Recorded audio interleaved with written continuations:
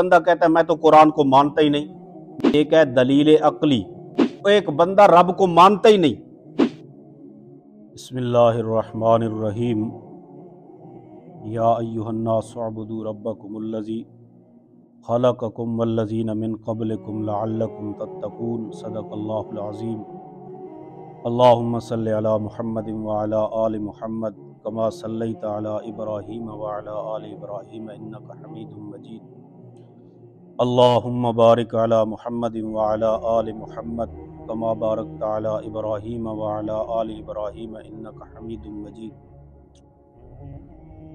کل کے سبق میں ہم نے پڑھا کہ خالص نیت رکھنی چاہیے اللہ کی رضا کے لیے،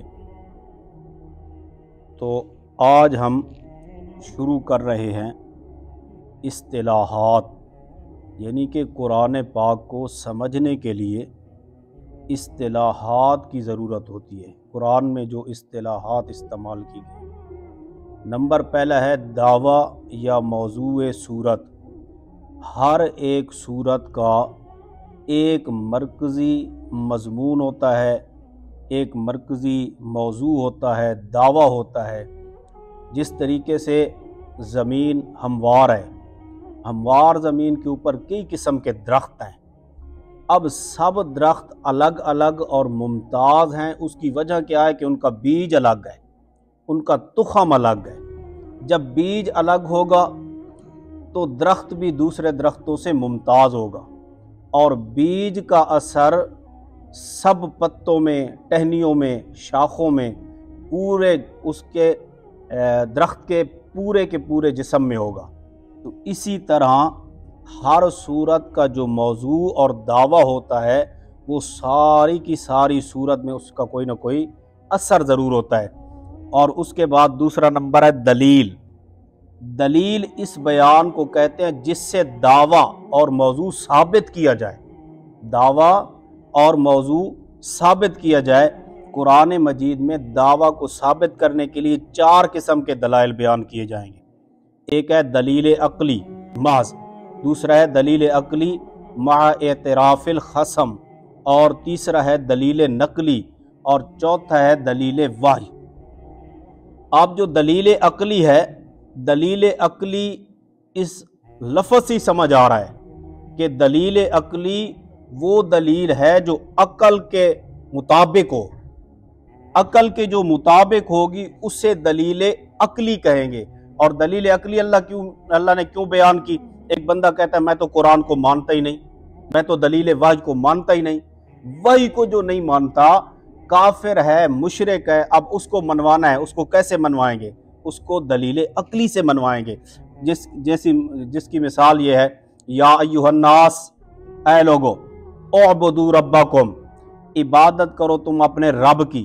اب عبادت جو کریں اپنے رب کی، ایک بندہ رب کو مانتا ہی نہیں، تو وہ کیسے عبادت کرے گا، وہ کیسے مانے گا؟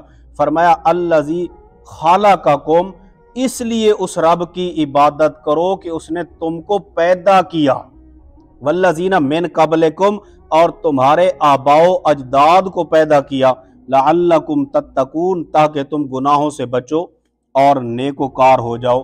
الذی جعل لکم الارض، وہ اللہ کہ بنایا اس نے تمہارے لیے زمین کو فراشن، بچھونا، والسماء، اور آسمان کو چھت، وانزل من السماء ماء، اور آسمان سے پانی کو نازل کیا، فاخرج به من الثمرات، اور پانی اس لیے نازل کیا تاکہ زمین سے نباتات اگیں، پھل پھول اگیں، من الثمرات رزقا لکم، یہ تمہارے لیے رزق ہے، اللہ نے یہ تمہارے لیے کیا بنایا؟ رزق بنا۔ فلا تجعلوا للہ اندادا، تو اللہ کے ساتھ کسی کو شریک مت کرو۔ کیوں؟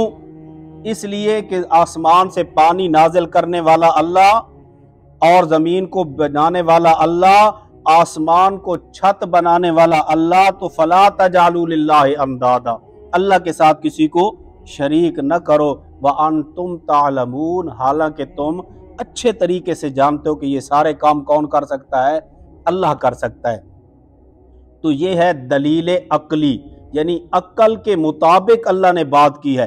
جب عقل کے مطابق اللہ نے بات کی ہے تو پھر اللہ نے مطالبہ بھی کر دیا کہ فلا تجعلوا للہ اندادا، اللہ کے ساتھ کسی کو شریک بھی نہ کرو، کیونکہ اگر تم شریک کرو گے تو پھر آسمان سے جو پانی برساتا ہے، زمین سے جو نباتات اگاتا ہے اور تمہارے لیے رزق کے بندوبست کرتا ہے، تو اس لیے ماں کے پیٹ میں جو تمہیں پالتا ہے اور تمہارے لیے رزق کا انتظام کرتا ہے، تو حق بھی اسی کا بنتا ہے کہ اس کی عبادت کی جائے۔ یہ ہے دلیل عقلی محض۔ اللہ تعالیٰ عمل کی توفیق عطا فرمائے۔